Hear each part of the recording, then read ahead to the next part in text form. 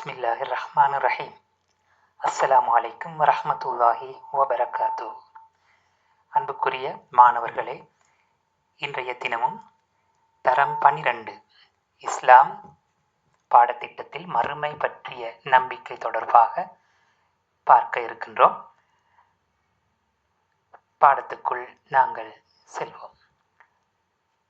மாணவர்களே, ஏற்கனவே நாங்கள் பல பாடங்களில் பார்த்தது போல் பாடத்திட்டத்திலே நாங்கள் இஸ்லாமிய நம்பிக்கை கோட்பாடு என்ற பிரதான அலகிலே அடிப்படையான 6 அம்சங்களில் அல்லாஹ், மலக்குமார்கள், வேதங்கள், நபிமார்கள், ரசூல்மார்கள், அடுத்து நாங்கள் இன்றைய தினத்திலே பார்ப்பது மறுமை நாள் தொடர்பான நம்பிக்கை. கடந்த கால வினாக்களை நாங்கள் பார்க்கின்ற பொழுது மறுமை நாள் தொடர்பாக பின்வரும் வினாக்கள் அதிகமாக இடம்பெற்றிருப்பதை பார்க்க முடியும். யௌமுல் ஆஹிரா என்றால் என்ன? இஸ்லாமிய கண்ணோட்டத்தில் உலக முடிவுக்கான அடையாளங்கள் 4 முன்வைத்து அவற்றுள் 2 சுருக்கமாக விளக்குக.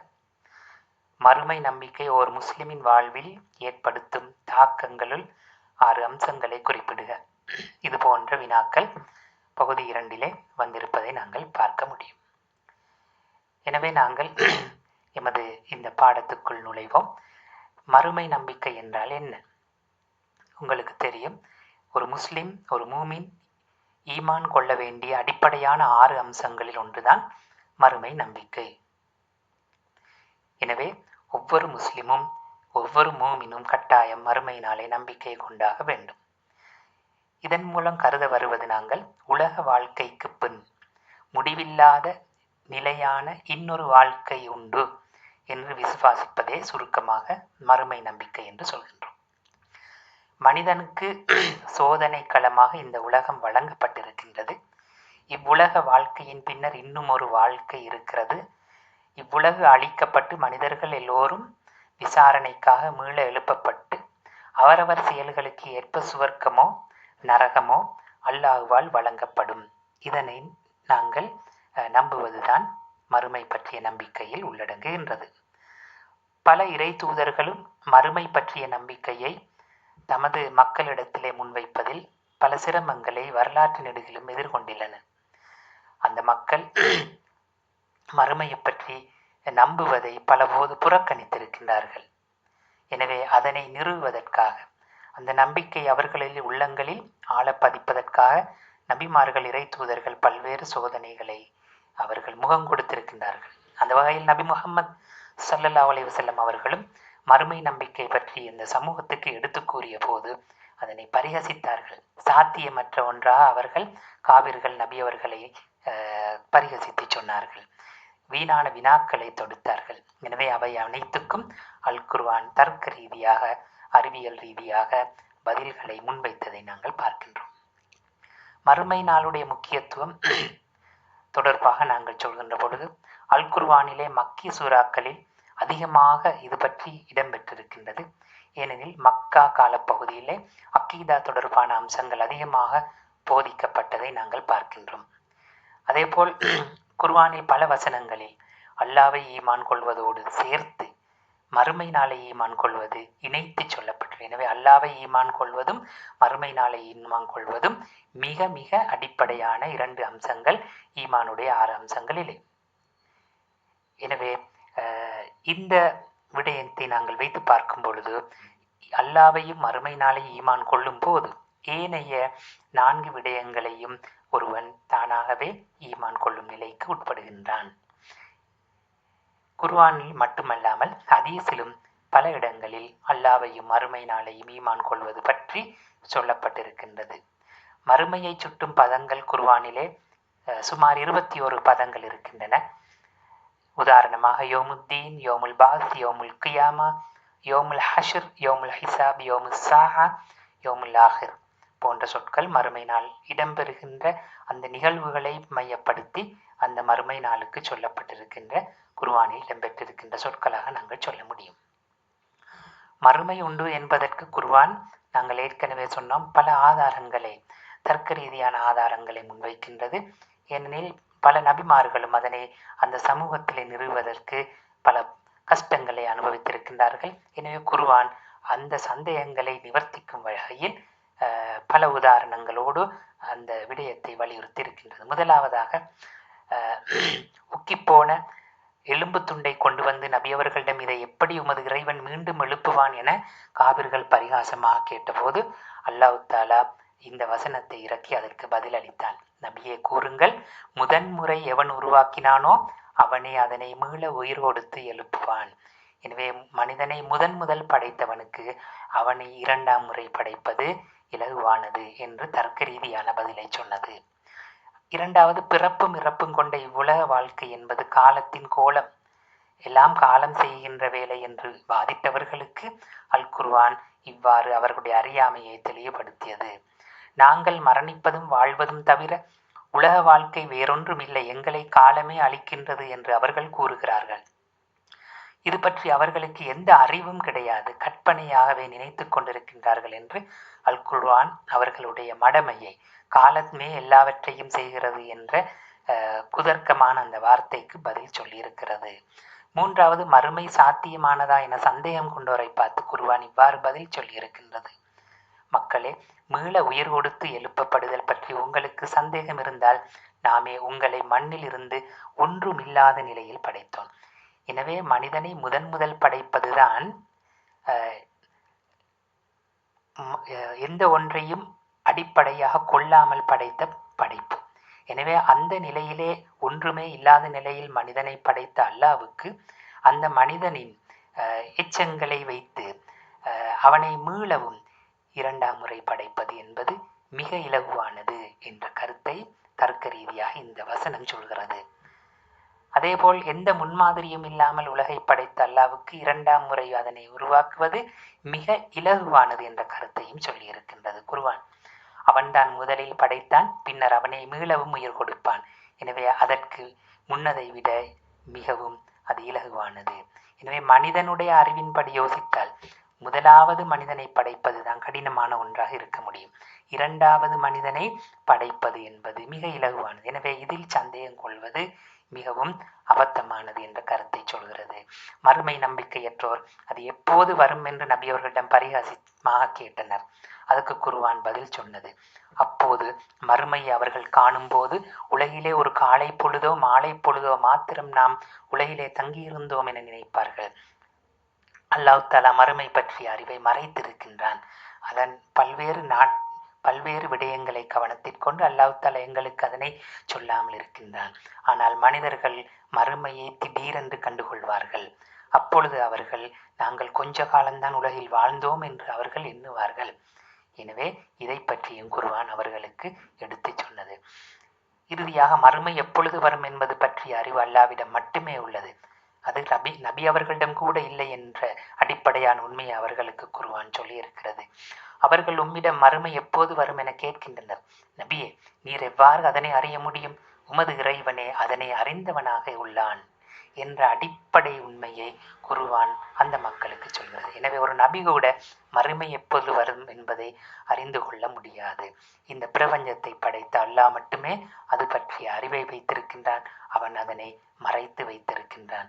குர்ஆனில் இருப்பது போல் ஹதீஸிலும் நிறைய ஹதீஸ்கள் சான்றுகளாக உள்ளன. மறுமை என்பது ஒன்று என்பதற்கு ஹதீஸு ஜிப்ரீல் என்று அழைக்கப்படுகின்ற இந்த பிரபல்யமான ஹதீஸிலே அந்த விடயம் வலியுறுத்தப்பட்டிருக்கின்றது. ஈமான் என்றால் என்ன என்ற கேள்விக்கு, ஈமான் என்பது அல்லாஹ்வை, அவனது மலக்குமார்களை, அவனது வேதங்களை, அவனது தூதர்களை, மறுமை நாளை, கதிரை விசுவாசம் கொள்வதுதான் ஈமான் என்று அந்த ஹதீஸில் விளக்கமாக சொல்லப்பட்டிருக்கின்றது. இன்னும் பல ஹதீஸ்களிலே ரசூல் ஸல்லல்லாஹு அலைஹி வஸல்லம் அவர்கள் ஈமான் கொள்வது, மறுமையை ஈமான் கொள்வதன் அவசியம் தொடர்பாக வலியுறுத்தி இருக்கின்றார்கள். அடுத்து, மறுமை உண்டு என்பதற்கு குர்ஆன் ஹதீஸை விடுத்து தர்க்க ரீதியாக நாங்கள் யோசிக்கின்ற பொழுதும் அது சாத்தியமானது என்பதை நாங்கள் புரிந்து கொள்ள முடியும். உதாரணமாக, ஒன்று இருப்பின், ஒன்றுக்கு ஆரம்பம் இருப்பின் முடிவொன்றும் இருக்கும் என்பது பொதுவான விதி. இன்று விஞ்ஞானம் இந்த பிரபஞ்சத்துக்கு ஒரு ஆரம்பம் இருக்கிறது, பிரபஞ்சம் ஒன்று இருக்கிறது என்பதை ஏற்றுக்கொள்கிறார்கள். எனவே அது முடிவொன்றையும் பெற்றிருக்கும் என்பது தர்க்க ரீதியாக நாங்கள் ஏற்றுக்கொள்ளக்கூடிய உண்டு. படைக்கும் சக்தி வாய்ந்த அல்லாவுக்கு அழிக்கும் சக்தியும் உண்டு. இந்த பிரபஞ்சம் ஒரு பெரிய சக்தியால் படைக்கப்பட்டிருக்கிறது, இறைவனால் படைக்கப்பட்டிருக்கின்றது என்று நம்பினால் படைத்த இறைவனுக்கு அளிக்கின்ற சக்தியும் நிச்சயமாக இருக்கும் என்பதை நாங்கள் நம்ப வேண்டும். அடுத்து அனைத்தும் அழியக்கூடியன என்பதை அறிவியல் ஏற்றுக்கொள்கிறது. இந்த பிரபஞ்சத்தில் இருக்கின்ற அனைத்து உயிரினங்களும் என்றோ ஒரு நாள் அழியக்கூடியன. எனவே அந்த வகையில் பார்க்கும்போது இந்த பிரபஞ்சத்துக்கும் அழிவு என்பது உண்டு என்பதை நாங்கள் தர்க்க ரீதியாகவும் ஏற்றுக்கொண்டாக வேண்டும். அடுத்து மறுமை ஏன் அவசியம்? மறுமைக்கான தேவை என்ன? இதனை பொறுத்தவரையில் பல அம்சங்களூடாக நாங்கள் விளக்க முடியும் மாணவர்களே. பாருங்கள், முதலாவது மனித எதிர்பார்ப்புகள் நிறைவேற. மனிதனுடைய எல்லா ஆசைகளும் எதிர்பார்ப்புகளும் உலகத்திலே நிறைவேறுவதில்லை. இந்த குறுகிய ஆயுள் அதற்கு தடையாக இருக்கும். எனவே மனிதன் ஆசைப்பட்டதை, அவன் எதிர்பார்த்ததை எல்லாம் அடைந்து கொள்வதற்கு நிச்சயமாக இன்னொரு வாழ்வு, மறுமை வாழ்வு அவசியம். இரண்டாவது, செயல்களுக்கான உரிய விளைவுகளை பெற. உலகில் செய்யும் மனிதன் செய்யும் செயல்களுக்கு உரிய கூலி உலகத்திலே சிலபோது கிடைப்பதில்லை, நன்மைகளோ அல்லது தீமைகளோ. எனவே சிலபோது எதிர்மறையான விளைவுகளும் கிடைப்பதுண்டு. தீமை செய்பவர்களுக்கு சில நேரம் அவர்கள் தண்டனை அனுபவிக்காமல் கூட மரணிக்க இடம் உண்டு. நன்மை செய்பவர்கள் அவர்களுக்குரிய வெகுமதிகள் கிடைக்காமல் கூட அவர்கள் மரணிக்க முடியும். எனவே நல்லவர்களுக்கும் தீயவர்களுக்கும் சரியான விளைவுகளை பெறுவதற்கு நிச்சயமாக இன்னொரு வாழ்க்கை அவசியம். மூன்றாவது, நிரந்தரமாக வாழ்வதற்கு. எந்த ஒரு மனிதனும் அடிப்படையிலே மரணத்தை விரும்புவதில்லை. அவன் நீண்ட காலம் அவன் மரணிக்காமல் வாழ வேண்டும் என்று ஆசைப்படுகின்றான். இந்த நியாயமான ஆசையை நிறைவேற்றுவதற்கு அல்லாஹ் தஆலா மறுமை வாழ்வை வைத்திருக்கின்றான். அடுத்தது, மனிதனுடைய அந்தஸ்து உயர்வடைய. உலகிலே இருக்கின்ற ஏனைய ஜீவராசிகளுக்கு மறுமை வாழ்வு என்று ஒன்று கிடையாது. எனவே மனிதன் கண்ணியமானவன். எனவே அவனுடைய கண்ணியம் என்பது அவனுக்கு இன்னொரு மறுமை வாழ்க்கை உண்டு என்பதில் இருக்கின்றது. பிற விலங்குகள் போல் பிறந்து மரணிப்பதோடு அவனுடைய வாழ்க்கை முடிந்துவிட்டால் மனிதனுக்குரிய அந்தஸ்து கிட்டியதாக நாங்கள் எண்ணிக்கொள்ள முடியாது. எனவே மனிதர்களுக்கும் ஜின்களுக்கும் அல்லாஹ் தஆலா மறுமை வாழ்வை என்ற ஒன்றை அளித்து அவர்களுடைய வாழ்க்கைக்கு ஒரு அந்தஸ்தை வழங்கி இருக்கின்றான். அடுத்ததாக, அல்லாஹ்வை தரிசனம் செய்ய, அல்லாஹ்வை பார்ப்பதற்கு உலகில் யாராலும் முடியாது. நபிமார்களால் கூட அது சாத்தியப்படவில்லை. எனவே மறுமையிலே உண்மையான விசுவாசிகளுக்கு அல்லாஹ்வை தங்களுடைய கண்களால் காண்கின்ற அந்த பாக்கியம் கிடைக்கும். எனவே அப்பாக்கியம் கிடைப்பதற்கு மறுமை என்ற இன்னொரு வாழ்க்கை அவசியமானது. அடுத்ததாக மாணவர்களே, மறுமை நம்பிக்கை மனித வாழ்வில் ஏற்படுத்துகின்ற தாக்கங்கள் என்ன? மறுமை வாழ்வை நம்புவதால் எங்களுடைய வாழ்க்கையில் எவ்வாறான தாக்கங்கள் கிடைக்கின்றன? தற்போதைய வினாத்தாள்களில் உங்களுக்கு தெரியும், நடைமுறை வாழ்வோடு சம்பந்தப்படுத்தி பலபோது வினாக்கள் வருவதுண்டு. எனவே மறுமை நம்பிக்கை கொள்வதால் உங்களுடைய வாழ்க்கையில் எவ்வாறான மாற்றங்களை நீங்கள் அனுபவிப்பீர்கள்? இவ்வாறான வினாக்கள் வருவதற்கான சந்தர்ப்பம் அதிகம். எனவே அவ்வாறான தாக்கங்கள் சிலதை நாங்கள் பார்ப்போம். ஒன்று, பொறுப்புணர்ச்சியை தருகிறது. மறுமை வாழ்க்கையை நம்புகின்ற பொழுது பொறுப்புணர்ச்சி வருகிறது. ஒவ்வொரு ஆன்மாவும் அவரவர் செயல்களுக்கு ஏற்ப பொறுப்புடையவர்கள் என்ற உணர்வு மறுமை நம்பிக்கை மூலம் ஏற்படுகின்றது. எனவே மறுமையில் இவை அனைத்துக்கும் நாங்கள் பொறுப்பு சொல்ல வேண்டும் என்ற உணர்வு இதன் மூலம் வருகிறது. இரண்டாவது, பொறுமை, சகிப்புத்தன்மையை மறுமை நம்பிக்கை தருகிறது. கஷ்டங்கள் வருகின்ற பொழுது, கவலைகள் வருகின்ற பொழுது அவற்றை சகித்துக் கொள்வதற்கு அந்த பொறுமையை தருகிறது. ஏனெனில் மறுமையில் அல்லாஹ் தஆலா எமக்கு நல்ல விளைவை தருவான், நல்ல கூலியை தருவான், நல்ல மாற்றீடை தருவான் என்று எங்களால் அமைதி கொள்ள முடிகிறது. அடுத்து, சுயநல உணர்வு நீங்குகிறது. சுயநலங்களிலிருந்து வீடுபட்டு பொது நல உணர்வோடு நடந்து கொள்வதற்கு மறுமை நம்பிக்கை எங்களுக்கு தூண்டுகிறது. எனவே இன்னொரு வாழ்க்கை இருக்கின்றது. எனவே அந்த வாழ்க்கைக்காக நாம் அடுத்தவர்களுக்கு உதவி செய்ய வேண்டும், அடுத்தவர்களுக்காகவும் நாங்கள் வாழ வேண்டும் என்ற அந்த உணர்வை இந்த மறுமை நம்பிக்கை எங்களில் ஏற்படுத்துகின்றது. அடுத்து நற்பழக்கங்களோடு வாழத் துணைகின்றது. எப்பொழுதும் நேர்மையாகவும் மன உறுதியுடையவும் சுறுசுறுப்பாகவும் நல்ல பழக்கங்கள் உள்ளவர்களாகவும் வாழ்வதற்கு வழிகாட்டுகின்றது. ஏனெனில் எங்களுடைய வாழ்க்கை இந்த உலகோடு முடிந்து போவதில்லை. மறுமை நாளுக்காகவும் நாங்கள் நன்மைகளை சேர்க்க வேண்டும், நற்பழக்கங்களோடு வாழ வேண்டும் என்ற உணர்வை தருகிறது. உள தூய்மையை ஏற்படுத்துகின்றது. மறுமையில் உயர்ந்த பதவிகளை அடைய வேண்டுமென்றால் இஹ்லாஸ் என்ற மன தூய்மையோடு செயல்களை செய்ய வேண்டும். இல்லாவிட்டால் மறுமையில் வெறுங்கையோடு திரும்பி வர வேண்டி ஏற்படும். எனவே எல்லா செயலை செய்யும் போது அல்லாவுக்காக செய்ய வேண்டும் என்ற அந்த தூய்மையை, உள தூய்மையை மறுமை நம்பிக்கை ஏற்படுத்துகிறது. தீமைகளை தவிர்த்து வாழச் செய்கிறது. மறுமையை நம்பும்போது மறுமையில் நாங்கள் செய்கின்ற செயல்களுக்கெல்லாம், உலகில் செய்கின்ற செயல்களுக்கெல்லாம் நாங்கள் விசாரிக்கப்படுவோம், நமக்கு அல்லாஹ் தஆலா தண்டனை தருவான் என்ற உணர்வு வருகின்ற பொழுது நாங்கள் தீமைகளிலிருந்து தவிர்ந்து கொள்வதற்கான அந்த உணர்வை தருகிறது. மற்றவர்களுடைய உரிமையை நாங்கள் அபகரிக்காமல் இருப்பதற்கான அந்த உணர்வை எங்களுக்கு ஊட்டுகின்றது. மன நிம்மதி கிடைக்கிறது. உலகத்தில் நமக்கு ஏற்படுகின்ற அநீதங்களை பொறுத்து கொள்ளவும் அவற்றுக்காக மறுமையில் அல்லாஹ் தஆலா எங்களுக்காக சிறந்த பதிலீட்டை தருவான் என்ற தீர்ப்பை எண்ணி மன நிம்மதி அடையவும் எங்களுக்கு இந்த மறுமை நம்பிக்கை எங்களுக்கு அந்த அமைதியை, நிம்மதியை ஊட்டுகின்றது. விரக்தியை எங்களிடமிருந்து நீக்குகின்றது. அடுத்து இறை அச்சத்தை வளர்க்கின்றது. மறுமை நம்பிக்கை அதிகரிக்க அதிகரிக்க உள்ளங்களில் தக்குவா ஏற்படுகின்றது. பயபக்தி, உள்ளச்சம் ஏற்படுகின்றது. எனவே எப்பொழுதும் சுவனத்துக்காக எங்களை தயார்படுத்த வேண்டும். இறை அச்சத்தை அதிகரித்து கொண்டு அதிகமாக ஒழுக்க விழுமியங்களை பேணி இபாதத்துக்களிலே ஈடுபட வேண்டும் என்ற உணர்வை இது தருகிறது. மறுமை எப்போது வரும்? மறுமையை பொறுத்தவரையில் எப்போது வரும் என்பதை அல்லாஹ் மட்டும்தான் அறிந்து வைத்திருக்கின்றான். அது வருவது உண்மை. அது எப்போது வரும் என்பது மஃபாத்திஹுல் கைப், அல்லாவிடம் இருக்கின்ற மறைவான விடயங்களில் அதுவும் ஒன்று. இந்த குர்ஆன் வசனத்தை பாருங்கள். நிச்சயமாக மறுமை நாள் வரக்கூடியது. ஒவ்வொரு ஆத்மாவும் அதன் முயற்சிக்குரிய கூலியை வழங்குவதற்காக அந்நாளை நான் மறைத்து வைத்துள்ளேன் என்று அல்லாஹ் தஆலா குறிப்பிடுகின்றான். எனினும் அல்லாஹ் தஆலா தனது தூதர்கள் மூலம் மறுமைக்கான அடையாளங்களை பற்றி அறிவித்திருக்கின்றான். அவற்றில் நடந்து முடிந்த அடையாளங்கள், நடந்து கொண்டிருக்கும் அடையாளங்கள், அதேபோல் நடக்க இருக்கின்ற அடையாளங்கள் என்று 3 வகையாக பிரித்து பார்ப்பார்கள். நடந்து முடிந்த அடையாளங்கள், உதாரணமாக நாங்கள் நபி முஹம்மது ஸல்லல்லாஹு அலைஹி வஸல்லம் அவர்களுடைய வருகை, நபித்துவ வாதம் புரிகின்ற பொய்யர்கள் அல்லது பொய் நபிமார்களுடைய தோற்றம், செல்வம் பெருகுதல், பூமி அதிர்ச்சி, பூகம்பம் ஏற்படுதல், அறியாமை அதிகரித்து பாவங்கள் பெருகுதல் போன்றவற்றை சொல்ல முடியும். நடந்து கொண்டிருக்கின்ற அடையாளங்களாக காலம் சுருங்குதல், குழப்பங்கள் அதிகரித்தல், தாழ்ந்த நிலையில் உள்ளோர் செல்வந்தராதல், தகுதியற்றவர்கள் அதிகாரங்களை பெற்றுக்கொள்ளுதல், பள்ளிவாசல்களை பராமரிக்காது அவற்றை வைத்து பெருமை பேசுதல், அறிஞர்கள் அதிகமாக மரணித்தல் போன்றவற்றை சொல்ல முடியும். நடக்க இருக்கின்ற அடையாளங்கள் தான் பெரிய அடையாளங்கள் என்று நாங்கள் வகைப்படுத்துகின்றோம். அதனை அடுத்து நாங்கள் பார்ப்போம். உலக முடிவின் பெரிய அடையாளங்கள் அல்லது நடக்க இருக்கின்ற அடையாளங்கள்.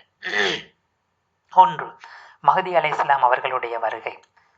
மக்கள் பாவங்களில் மூழ்கி இருக்கின்ற சந்தர்ப்பத்தில் மக்களை நல்வழிப்படுத்த இவர் வருவார். நீதியான ஒரு ஆட்சியை நிறுவுவார். இவரது ஆட்சியின் இறுதி பகுதியில் தான் தஜ்ஜால் வெளிப்படுவான். எனவே மஹ்தி அலைஹிஸ்ஸலாம் அவர்கள் பிறந்து வளர்ந்து ஒரு நீதியான ஆட்சியை உலகத்தில் ஏற்படுத்துவார்கள். அடுத்து 2வது தஜ்ஜால் வெளியாகுதல். யூதனான இவன் மக்களை ஏமாற்றி ஈமானை களங்கப்படுத்துவான். இவனால் முஸ்லிம்கள் கூட பலர் வழிகெடுவதற்கான சந்தர்ப்பம் உண்டு. 40 தினங்கள் உலகிலே வாழ்வான்.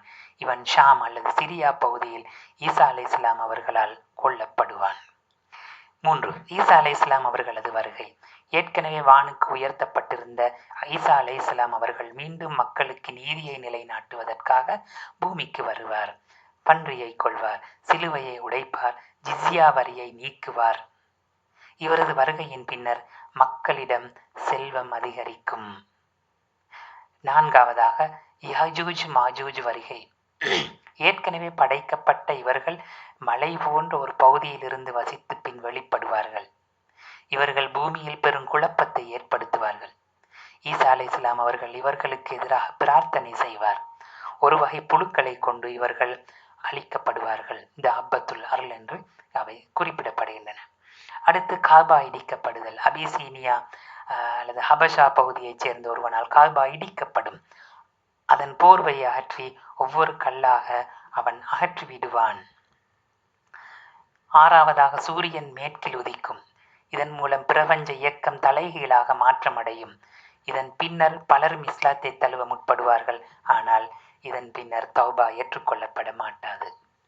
ஏழாவதாக தாபத்துல் அருள் எனும் பிராணி வெளிப்படுதல். இது அதிசய பிராணியுன் திடீரென்று உலகில் தோன்றும். இது மனிதர்களோடு தெளிவாக பேசும். ஈமானில் பலவீனம் உள்ளோரே அப்போது அதிகமாக காணப்படுவார்கள். எட்டாவதாக புகை வெளியாதல். வானிலிருந்து ஒரு வகை புகை பரவி 40 நாட்கள் மனிதர்கள் வாழும் இடமெல்லாம் பரவிவிடும். அது கடுமையான வேதனையாக இருக்கும். ஒன்பதாவது, ஒரு பெரு நெருப்பு ஏற்படும். யமன் பிரதேசத்தில் இருந்து கிளம்பி இந்த நெருப்பு முழு உலகிலும் பரவிவிடும். அது மக்கள் அனைவரையும் ஷாம் அல்லது சிரியா பகுதியை நோக்கி துரத்தும். ஒரே இடத்தில் மக்களை ஒன்று சேர்க்கும். அடுத்து மென்மையான காற்று வீசும். சிரியாவின் பகுதியிலிருந்து இக்காற்று வீசியவுடன் மூமின்கள் அனைவரும் உயிர் துறப்பர். தீயவர்கள் மட்டும் எஞ்சி விடுவர். அவர்கள் மிருகங்கள் போல் விரண்டோடுவர். இது மறுமை நாளுக்கான பிரதான நடக்க இருக்கின்ற அடையாளங்களை நாங்கள் பார்த்தோம். அடுத்து மறுமை நாள் நிகழ்வுகளை நாங்கள் சுருக்கமாக பார்ப்போம். இந்த ஒழுங்கிலே சூர் ஊதப்படுதல் 2 முறை நடக்கும். மீள உயிர்ப்பித்தல், ஒன்று சேர்த்தல், ஷஃபாத்துல் உதுமா, விசாரணை, மீசான், கூலி, ஹவுல், சிராத், சுவனம், நரகம் என்ற ஒழுங்கில் இந்த நிகழ்வுகள் இன்ஷா அல்லாஹ் மறுமை நாள் நிகழ்வுகளாக நடைபெற இருக்கின்றன. முதலாவதாக ஆலமுல் பர்ஸா. மரணத்துக்கும் மறுமைக்கும் இடைப்பட்ட கபர் வாழ்க்கை இது குறிக்கிறது. ஒருவன் தங்கப் போகும் இடமாக இது இருக்கும். மரணத்தின் பின்னர் இங்கு முதற்கட்ட விசாரணை ஆரம்பமாகும். ஒரு மனிதன் மரணித்த பின்னர் அவனுக்கான முதற்கட்ட விசாரணை கபரிலே ஆரம்பமாகும். இங்கே தீயவர்களுக்கான வேதனையும் இங்கிருந்து ஆரம்பமாகும் என்பதுதான் அஹ்லுஸ் சுன்னா வல் ஜமாஅத்தினருடைய நம்பிக்கையாக இருக்கின்றது. எனவே மறுமை நிகழ்வு வருவதற்கு முன்னர் மரணிப்பவர்கள் அனைவருக்கும் அவர்களுக்குரிய மறுமையாக மரணம் என்பது அமையப் போகின்றது. இரண்டாவது அல் யௌமுல் ஆஹிர், இறுதி நாள். மறுமைக்கான அடையாளங்கள் நிகழ்ந்த பின்னர் முதலாம் முறை சூர் ஊதப்படும் இஸ்ராஃபீல் அலைஹிஸ்ஸலாம் அவர்களால். அந்நாளில் அல்லாஹ்வை தவிர்ந்த அனைத்தும் மனிதர்கள், ஜின்கள், மலக்குமார்கள் உட்பட அனைவரும் அழிக்கப்படுவார்கள். யௌமுல் ஹஷர், ஒரு பெரிய மழை பொழிந்து பயிர்கள் முளைத்த பின்னர் முதலில் இஸ்ராஃபீல் அலைஹிஸ்ஸலாம் அவர்களை அல்லாஹ் உயிர் கொடுத்து எழுப்பி பின்னர் 2ஆம் முறை சூர் ஊதப்படும் அவர் மூலமாக. அப்பொழுது சகல உயிரினங்களும் மீண்டும் எழுப்பப்படுவர். மஹ்ஷர் எனும் வெளியிலே அனைவரும் ஒன்று சேர்க்கப்படும். எனவேதான் இந்த நாளை யோமுல் ஹஷர் என்று அழைப்பர். மலக்குகள் மதில்கள் போல் மக்களை எல்லாம் சுற்றி இருப்பார்கள். சூரியன் மிக அருகையில் கொண்டு வரப்படும். மஹ்ஷர் வெளியில் நல்லவர்கள் தீயவர்களில் இருந்து வேறுபடுத்தப்படுவார்கள். நல்லடியார்களில் 7 கூட்டத்தாருக்கு மாத்திரம் அல்லாஹ்வுடைய நிழல் கிடைக்கும். ஏனையோர் வியர்வையிலே மூழ்கி கிடப்பார்கள். மக்கள் வேதனை தாங்க முடியாத நபிமார்களிடம் தமக்காக பரிந்துரை பேசுமாறு கெஞ்சுவார்கள். அவர்கள் மறுக்க நபி முஹம்மது ஸல்லல்லாஹு அலைஹி வஸல்லம் அவர்கள் மக்காமுன் மஹ்மூத் என்ற இடத்திலிருந்து ஷஃபாஅத்துல் குப்ரா அல்லது ஷஃபாஅத்துல் உல்மா என்கின்ற மிகப்பெரிய அந்த சிபாரிசை மேற்கொள்ளுவார்கள், மன்றாட்டத்தை செய்வார்கள். அத்துடன் அல்லாஹ் தஆலா விசாரணையை ஆரம்பிப்பான். இதனைத்தான் நாங்கள் குர்ஆனிலே தொழுகையிலே ஆத்தி முஹம்மதில் வசீலத்த வல் ஃபதீலா என்று நாங்கள் அத்தஹியாத்திலே இறைஞ்சுகின்றோம். இந்த ஷஃபாத் மூலம் விசாரணை துரிதப்படுத்தப்படும். அத்துடன் ஒரு பிரிவினர் விசாரணை இல்லாமலேயே சுவனம் செல்லும் பாக்கியத்தை பெறுவார்கள். சிலர் சுவனத்தில் உயர் தரத்தை பெறுவார்கள். சிலர் தண்டனை காலம் முடியும் முன்னரே நரக விடுதலையும் பெறுவர். அடுத்து யௌமுல் ஹிசாப், விசாரணை நாள். சகலரும் இந்நாளில் விசாரிக்கப்படுவார்கள். அவரவர் உறுப்புகளே அவர்களுக்கு எதிராக அந்நாளில் சாட்சி சொல்லும். இதுவே மிகவும் பயங்கரமாக நிகழ்வாகும். நன்மை தீமைகள் மீசான் எனும் தராசில் நிற்கப்படும். சிலரது ஓலை வலது கரத்திலும் சிலரது ஓலை இடது கரத்திலும் வழங்கி வைக்கப்படும். அல்லாஹ்வின் நல்லடியார்கள் ஹவுதுல் கௌதர் எனும் தடாகத்தில் சுவையான பானம் மருந்தும் பாக்கியம் பெறுவார்கள். இன்னும் சிலர் லிவாவுல் ஹம்த் எனும் கொடி நிழலில் நிற்பார்கள். இதன் பின் அனைவரும் சிராத் என்ற பாலத்தை கடக்க முயல்வார்கள். அவரவர் செயல்களுக்கு அமைய அவரவர்கள் இமைப்பொழுதிலும் மின் வேகத்திலும் குதிரை வேகத்திலும் ஓடியும் நடந்தும் தவழ்ந்தும் இறுதியாக சுவனத்தை அடைந்து கொள்வார்கள். ஏனையோர் நரகிலே வீழ்த்தப்படுவார்கள்.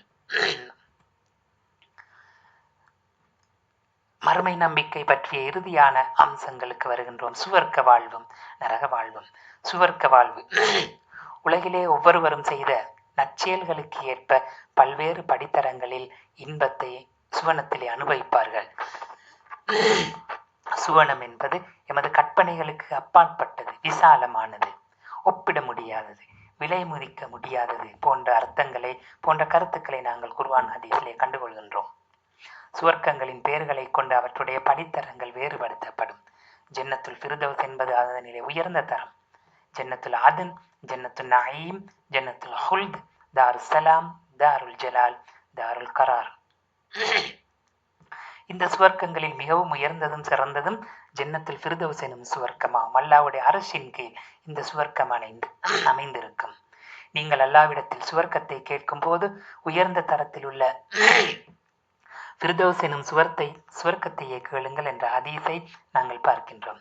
சுவர்க்கத்தை அடைந்த நல்லடியார்கள் விதவிதமான இன்பங்களை அங்கே அனுபவிப்பார்கள். எல்லையற்ற மகிழ்ச்சியில் திளைத்திருப்பார்கள். இது பற்றி நிறைய குர்ஆன் வசனங்கள் இருக்கின்றன. அவற்றில் ஒன்றை நாங்கள் பார்ப்போம். சதா ஓடிக்கொண்டிருக்கும் ஆறுகளை கொண்ட சுவனச் சோலைகள் அவர்களுக்கு உண்டு. அவர்களுக்கு உண்பதற்கு ஏதேனும் கனிகள் கொடுக்கப்பட்டால் இதுவே முன்னரும் எமக்கு கொடுக்கப்பட்டது என கூறுவர். ஆனால் தோற்றத்தில் மட்டும்தான் அவை ஒத்ததாகும். இன்னும் அவர்களுக்கு தூய மனைவியரும் உண்டு. மேலும் அவர்கள் அங்கே நிரந்தரமாக இருப்பார்கள். இது போன்ற நிறைய குர்ஆன் வசனங்களை சுவன வாழ்ச்சிகளுடைய இன்பங்கள் குறித்து பேசுவதாக அமைந்திருக்கின்றன.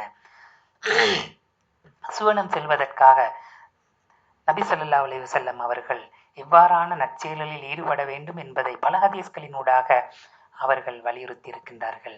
சுவனத்தில் யார் நுழைவார்கள் என கேட்கப்பட்டுவதற்கு நானும் எனது தோழர்களும் சென்ற வழியில் நடப்போர் என நபி ஸல்லல்லாஹு அலைஹி வஸல்லம் அவர்கள் குறிப்பிட்டுள்ளார்கள். இந்த நற்செயல்களை உதாரணமாக நாங்கள் சுவனத்துக்கு நம்மை அழைத்துச் செல்கின்ற நற்செயல்களாக சொல்ல முடியும். கலிமாவை மொழிந்து இஸ்லாம் கூறும் மறைவான விடயங்களை நம்புதல், அக்கீதா தொடர்பான நம்பிக்கை, இஸ்லாம் கூறும் கடமைகளை பேணுதலோடு நிறைவேற்றுதல், விலக்கப்பட்ட காரியங்களிலிருந்து விலகி நடத்தல், மஸ்ஜிதினுடனான தொடர்பை அதிகரித்தல், அல்லாஹ்வின் பேரருளில் நம்பிக்கை வைத்து தண்டனைகளை பயந்து வாழுதல், பெற்றோர்களுக்கு பணிவிடை செய்தல், மற்ற மனிதர்களுக்கு செய்ய வேண்டிய ஹுக்கூக்குல் இபாத் கடமைகளை மதித்து நடத்தல், நட்பண்புகளுடன் வாழுதல், நன்மையை நிலைநாட்டுவதற்காகவும் தீமையை அழிப்பதற்காகவும் முயற்சித்தல், பொதுவாக நற்கர்மங்களை அதிகம் செய்தல். அடுத்து நரக வாழ்வு. அல்லாஹ்வுடைய கட்டளைகளை புறக்கணித்து மனோ இச்சைகள் இப்படி வாழ்வோர் நரகத்தில் நுழைவதாக இஸ்லாம் எச்சரிக்கிறது. நரகங்கள் 7 வகையாக காணப்படுகின்றன. லவா, ஜஹன்னம், ஹுதமா, ஜஹீம், சக்கர், சஹீர், ஹாவியா போன்ற நரகினுடைய பெயர்கள் குர்ஆனில் இடம்பெற்றதை நாங்கள் பார்க்கலாம். நரகம் என்பது மிகவும் கொடியது.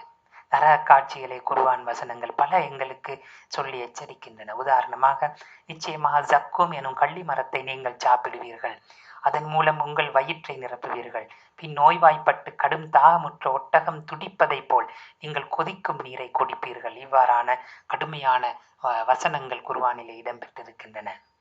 நரகத்தில் மிக குறைந்த தண்டனையே மிகவும் பயங்கரமாக இருக்கும் என்று ஹதீஸ்கள் எச்சரிக்கின்றன. நரகில் மிக குறைந்த வேதனை செய்யப்படுபவர்களுக்கு உதாரணம், அவரது 2 பாதங்களின் கீழ் நெருப்பு கங்குகள் வைக்கப்படும். அது அவரது மூளையை உருக்கிவிடும் என்று நபி ஸல்லல்லாஹு அலைஹி வஸல்லம் அவர்கள் கூறியிருக்கின்றார்கள். எனவே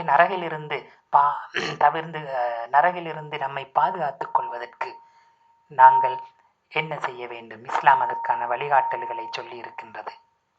அல்லாஹ்வுக்கு இணை வைத்தல், இஸ்லாத்துடைய கடமைகளை மறுத்தல், இஸ்லாமிய இபாதத்துக்களை நடைமுறைகளை பரிகசித்தல், இறை தமக்கு ஏற்றபோது மாற்றியமைத்தல், இஸ்லாத்துக்கு தீமை விளைவிக்கும் வகையில் செயற்படுதல் போன்றன மிக பாரிய குற்றங்களாகும். இணை வைப்பதை தவிர மற்றெல்லா பாவங்களையும் அல்லாஹ் தஆலா மன்னிப்பதற்கு தயாராக இருக்கின்றான், நாங்கள் தௌபா செய்து மீளும் போது. தௌபா செய்யாதிருந்தால் அல்லாஹ் தஆலா நிச்சயமாக நரகத்திலே அவர்களை, அந்த பாவிகளை தள்ளிவிடுவான். கொலை செய்தல், களவெடுத்தல், மது அருந்தல், வட்டி, விபச்சாரம், கோல், புறம், துரோகம் போன்ற பல பாவங்களை இஸ்லாம் எச்சரித்திருக்கின்றது. இந்த பாவங்களை செய்தால் நிச்சயமாக அவற்றிலிருந்து தௌபா செய்து நாங்கள் மீள வேண்டும். அந்த பாவத்துக்கு இருந்து மீளாவிட்டால் அல்லாஹ் தஆலா நரகிலே எம்மை போடுவான். அல்லாஹ் எம்மை பாதுகாக்க வேண்டும். அதேபோல் பயங்கரமான பாவங்களைப் போல் நாங்கள் பயங்கரமாக யோசிக்காத சிறிய பாவங்களும், புறம் பேசுதல் போன்ற பாவங்களும் அல்லாஹ்விடத்தில் பெரிதாக இருக்கலாம். எனவே பாவங்களிலிருந்து முழுமையாக தவிர்ந்து வாழ்வதுதான், எங்களால் முடிந்தவரை தவிர்த்து வாழ்வதன் மூலம் நரகத்தில் இருந்து எங்களுக்கு விடுதலையை பெற வேண்டும். அல்லாஹ் தஆலாவிடம் அதிகமாக பிரார்த்தனை செய்ய வேண்டும். அல்லாஹும்ம இன்னி அஸ்அலுக்கல் ஜன்னத வ அஊது பிக்க மினன்னார். இறைவா, உன்னிடத்தில் சுவனத்தை கோருகிறேன், நரகிலிருந்து உன்னிடம் பாதுகாப்பு தேடுகின்றேன் போன்று நிறைய துஆக்களை நபி ஸல்லல்லாஹு அலைஹி வஸல்லம் அவர்கள் கற்றுத் தந்திருக்கிறார்கள். எனவே அவற்றையும் நாங்கள் ஓத வேண்டும், பிரார்த்திக்க வேண்டும். எனவே அன்புக்குரிய மாணவர்களே, ஆரம்பத்தில் சொன்னது போல் இப்பொழுது மீண்டும் அந்த வினாக்களை நீங்கள் பாருங்கள். இப்பொழுது உங்களால் இந்த வினாக்களுக்கு இலகுவாக விடையளிக்க முடியுமாக இருக்கும். யௌமுல் ஆஹிரா என்றால் என்ன? இஸ்லாமிய கண்ணோட்டத்தில் உலக முடிவுக்கான அடையாளங்கள் பிரதான. இங்கே கேட்பது பெரிய அடையாளங்கள் 4 முன்வைத்து அவற்றுள் 2 சுருக்கமாக விளக்குக. மறுமை நம்பிக்கை ஒரு முஸ்லிமின் வாழ்வில் ஏற்படுத்தும் தாக்கங்கள் 6 அம்சங்களை குறிப்பிடுக. எனவே இந்த பாடம் உங்களுக்கு பயனுள்ளதாக அமைந்திருக்கும் என்று எதிர்பார்க்கின்றேன். இதிலே இடம்பெற்ற வினாக்களை நீங்கள் செய்வதற்கு முயற்சி செய்யுங்கள். மீண்டும் இன்ஷா அல்லாஹ் இன்னும் ஒரு பாடத்தில் சந்திக்கும் வரை விடைபெறுகிறேன். ஜஸாக்குமுல்லாஹ் ஹைரா. அஸ்ஸலாமு அலைக்கும் வரஹ்மத்துல்லாஹி வபரகாத்துஹு.